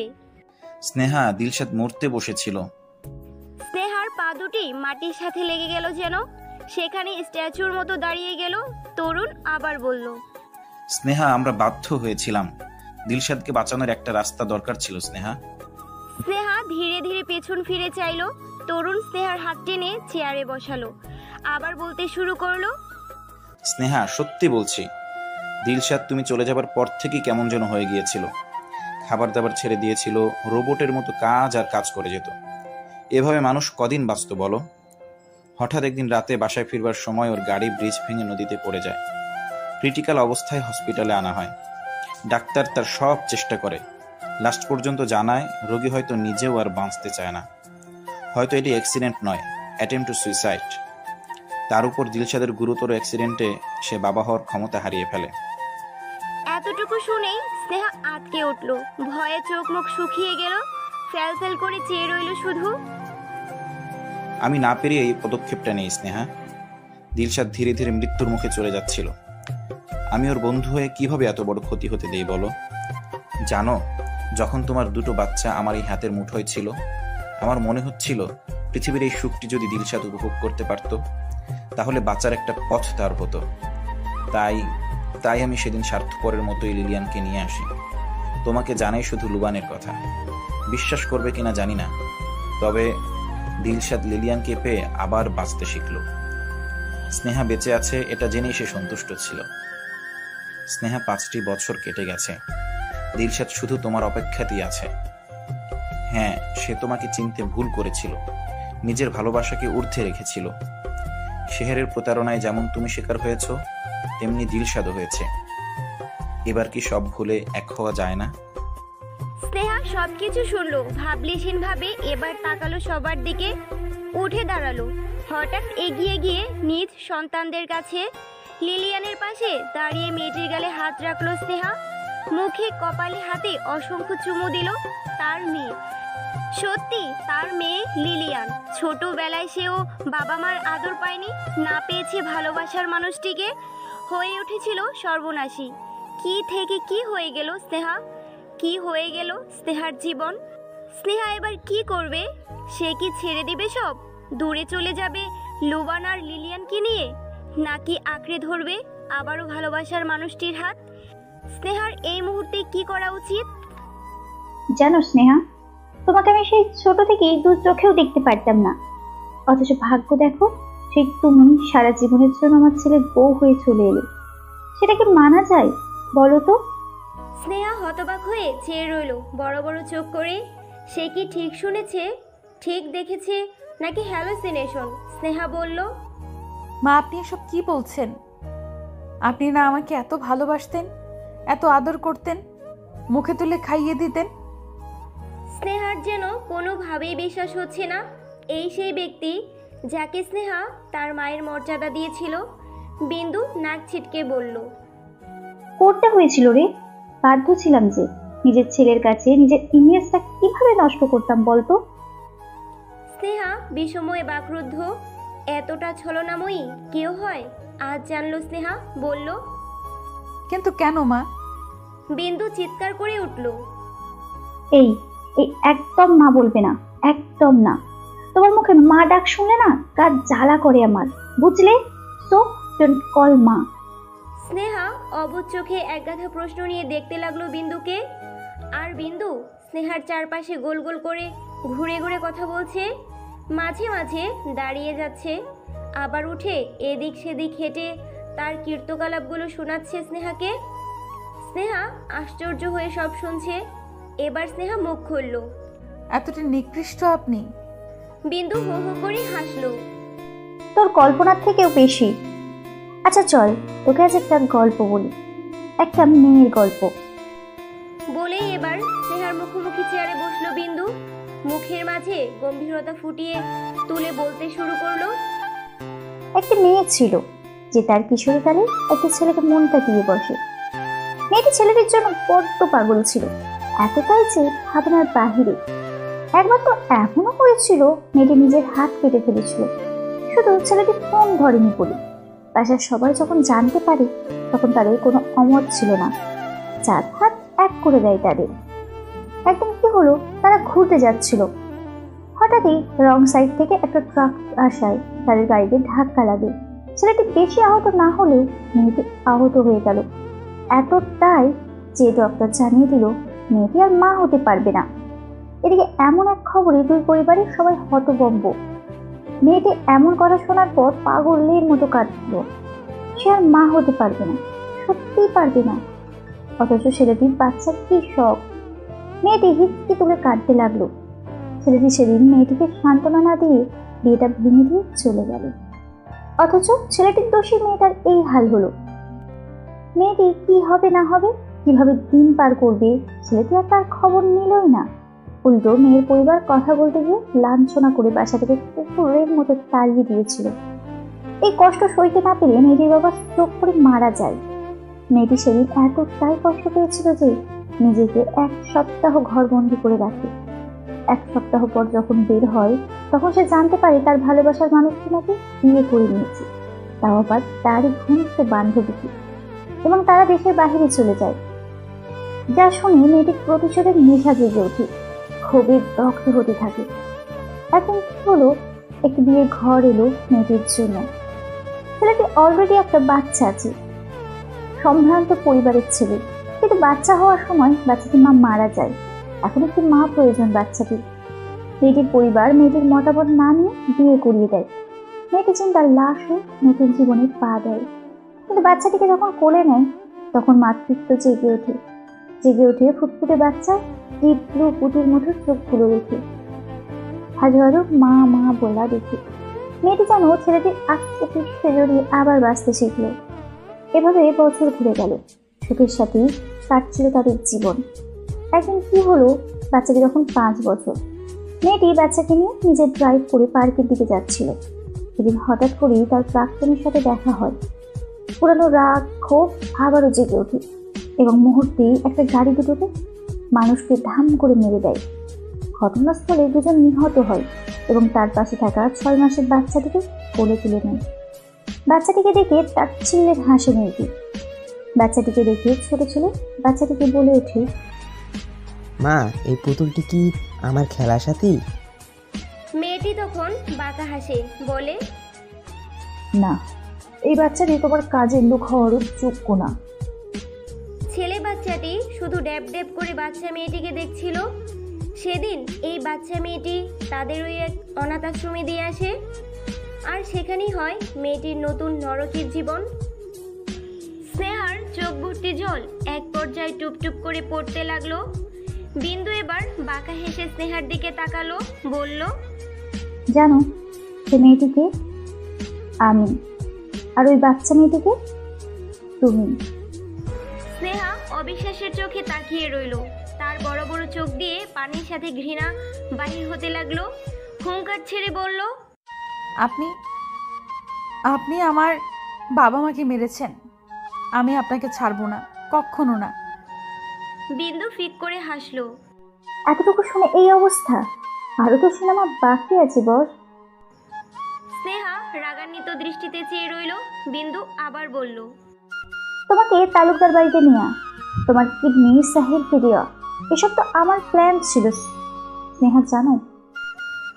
পরক্ষণে কিছুটা আফসোসের সাথে বলল, কিন্তু দেখে আমার ছেলেটা না, তোমাকে তার দিল দিয়ে বসলো, তাই ওকে ভুলিয়ে ভালিয়ে দেশের বাইরে পাঠিয়ে দিই এবং সাহেবকে তোমার জায়গায় বসে দিলশাদের সাথে পরিচয় করাই। জানো, আমার তোমাকে একদম সহ্য হয় না। তার একটি বড় কারণ হচ্ছে তুমি দেখতে ঠিক তোমার মার মতো হয়েছে। তোমার মা আমাকে ঠকিয়েছে, যেভাবে তোকে দেখলে না আমার শুধু বারবার বারবার ওসব মনে পড়ে যেত, মাথায় আসতো তোমাকে মেরে দিই। কিন্তু তখন বাচ্চা ছিলে, তাই পারিনি। কিন্তু তোমার জীবন নরক বানাবার কিছু নেই, হাতটা কিন্তু আমারই ছিল। স্নেহা আর সইতে পারছে না। সে নিজের হাতের বাঁধন খোলার বৃথা চেষ্টা করছে, চেঁচিয়ে যাচ্ছে, ডাইনি বুড়ি তুই একটা, মানুষ রূপের নর্দমার কীট। বিন্দু খেপে গেল, ঠাটিয়ে চর বসিয়ে দিল স্নেহার গালে। স্নেহার মনে হলো দুনিয়া ঘুরছে।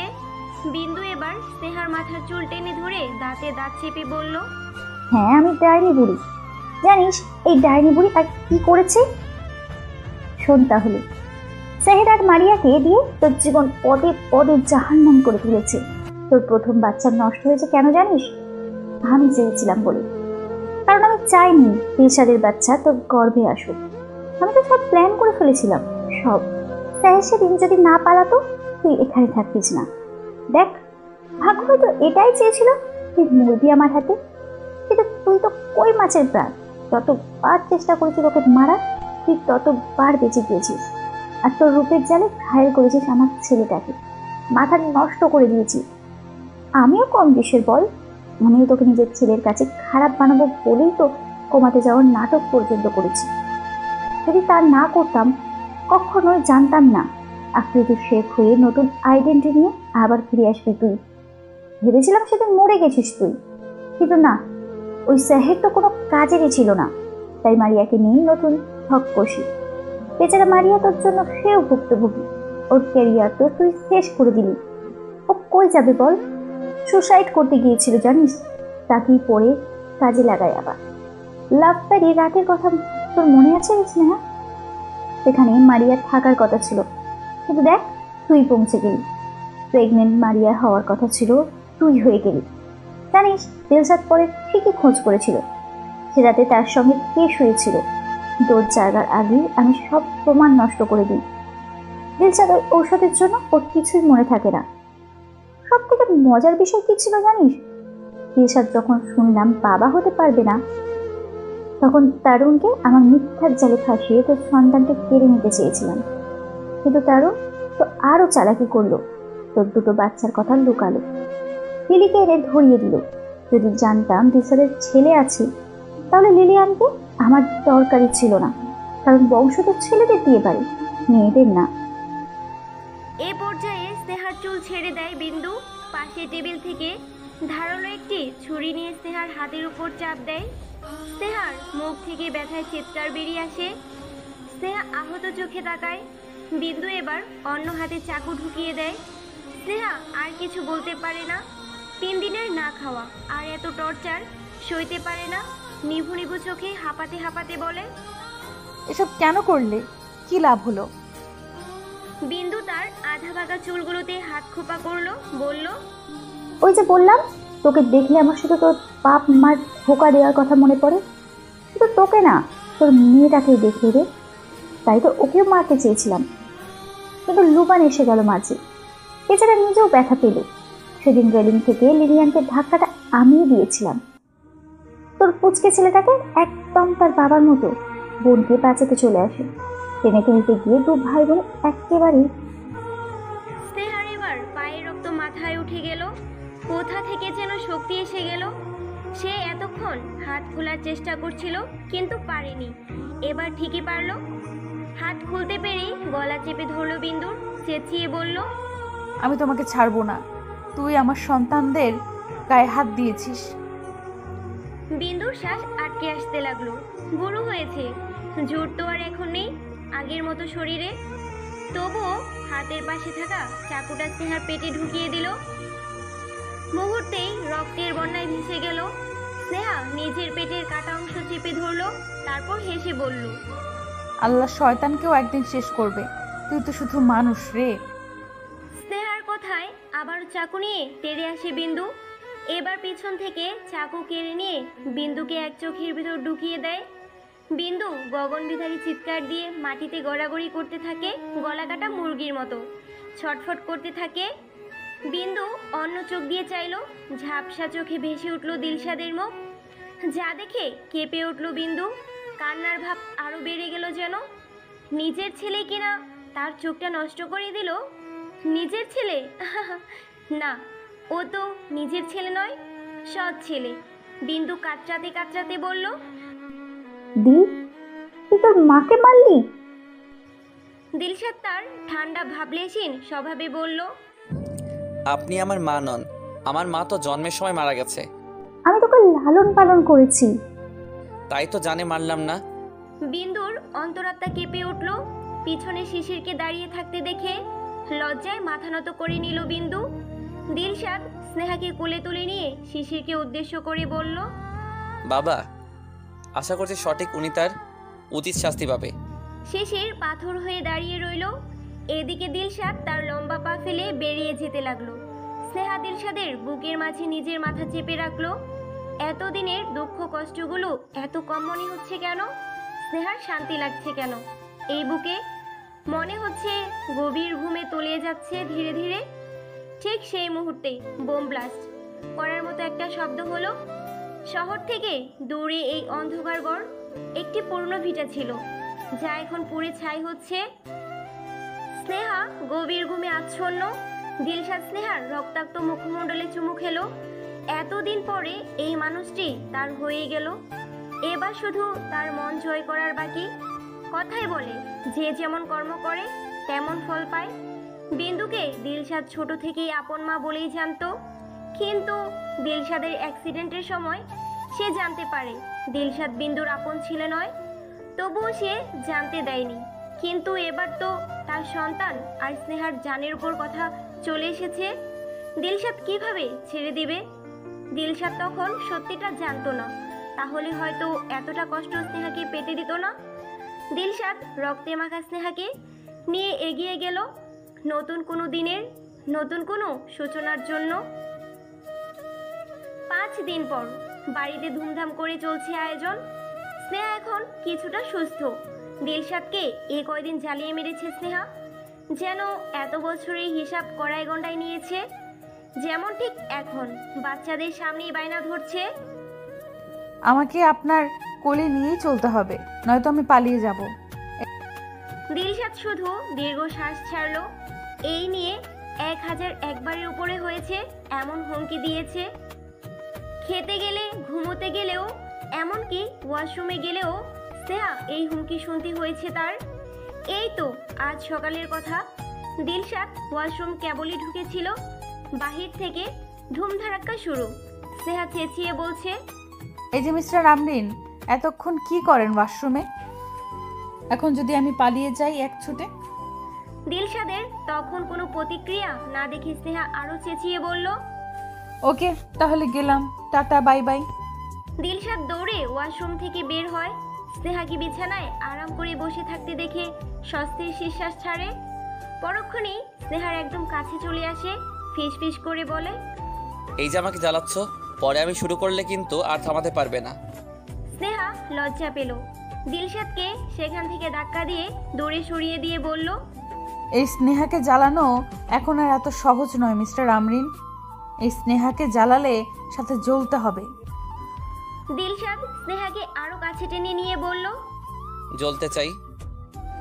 স্নেহা আবারও ধাক্কা মারলো আর এক ছুটে পালিয়ে যেতে যেতে বলল, এত সহজ না মিস্টার আমরিন। দিলশাদ হাসলো। সকালের কথা ভেবেই তারপর স্নেহাকে নিয়ে প্রবেশ করলো ঘরের ভিতর।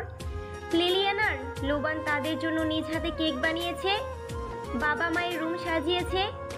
সবাই আনন্দ ফুর্তিতে ব্যস্ত। এভাবে শান্তিতে 5টি বছর কেটে যায়। মারিয়া এখন রাস্তার ভিখারি, একটি মার্কেটের সামনে সব সময় বসে থাকে। সায়রা এখন পাগল সেহেরের সুখে। সেহের কই আছে না আছে তা ভেবেই চোখের জল ফেলে। শিশির এখন পাথর। বিন্দুকে সে সত্যি অনেক ভালোবেসেছিল। বিন্দু যে এভাবে তাকে ঠকাবে কে জানতো। সবাই সবার কর্মের ফল পেয়েছে।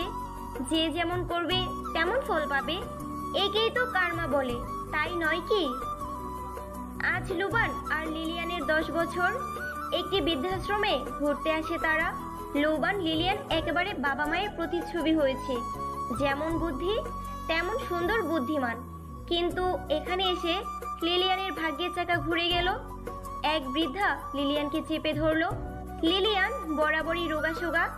ডাক্তার বলেছিল টুইন বেবি বলে লুবান যতটা সবল, লিলি ততটাই দুর্বল। স্নেহা এই মুহূর্তে কি করবে বুঝে উঠতে পারল না। বৃদ্ধাকে ভালো করে দেখতে পেয়ে সে আরো আটকে উঠল। এ যে আর কেউ না, বিন্দু। স্নেহার মাথায় আকাশ ভেঙে পড়ল। বিন্দু তো মারা গিয়েছিল। শিশির তো তাই বলেছিল সবাইকে। তাহলে তাহলে এখানে কিভাবে? স্নেহা ভাবনা চিন্তা বাদ দিয়ে মেয়ের কাছে যেতে নেয়। তখনই বিন্দু বটি বের করে ফেলে, লিলিয়ানের গলায় চেপে ধরে। লিলি মামা বলে কাঁদতে থাকে। বৃদ্ধাশ্রমটি পাহাড়ের উপর ছিল। নিচে বয়ে চলেছিল গভীর স্রোতের নদী। বিন্দু লিলিয়ানকে সেখানেই টেনে নিয়ে গেল। পাহাড়ের শেষ প্রান্তে নিয়ে গিয়ে পাগলের মতো হাসতে হাসতে বলল, তোর মা আমার ভালোবাসা কেড়েছে, তুই আমার ছেলেকে, আর আমি এখন তোর মেয়েকে। বলে উপর থেকে ঝাঁপিয়ে পড়ল নিচে। স্নেহা সেখানে স্তব্ধ হয়ে গেল। তার লিলি, ছোট্ট লিলি এভাবে হারিয়ে গেল। সে মা হয়ে শুধু চেয়ে দেখবে? না, স্নেহা নিচেও ঝাঁপিয়ে পড়তে নেয়। সকলেই ধরে নেয়। 2 ঘন্টা পর বিন্দুর লাশে সাদা কাপড় দিয়ে মুড়িয়ে দেয়। দিলশাদ আর স্নেহা পাথর হয়ে গেছে। তাদের মেয়েকে আর কোথাও খুঁজে পাওয়া যায়নি, কোথাও না। দিলশাদ নদীর পাড়ে এসে দাঁড়ালো। বড় বড় বহমান স্রোতের সাথে ছোট্ট মেয়েটিকে কোথায় ভাসিয়ে নিয়ে গেল কারো জানা নেই। দিন গেল, সপ্তাহ গেল, গেল মাস বছর। লিলিয়ানকে আর পাওয়া গেল না। দিলশাদ সেখানেই একটি ছোট্ট বাড়ি বানালো। প্রতিদিন নদীর পাড়ে বসে মেয়ের জন্য অপেক্ষা করে 2 যুগল। এক বুক আশা নিয়ে দিলশাদ এখনো ভাবে তার মেয়েটি এই তো কাছে আছে, হাসছে, খেলছে। আজ লুবান এসেছে নদীর ধারে, পানিতে স্পর্শ করছে। এই পানিতে তার অংশ নাকি মিশে গেছে। সত্যি কি তাই? লুবান তার বোনকে খুঁজে যাচ্ছে। এখন সে যথেষ্ট বড় হয়েছে, একদিন ঠিকই হয়তো পাবে, এটি তার বিশ্বাস। আর তখন বাবা মাকে সব থেকে সারপ্রাইজ দেবে সে। লুবান পানি স্পর্শ করলো, বিড়বিড় করে বলল, Lily come back, come back.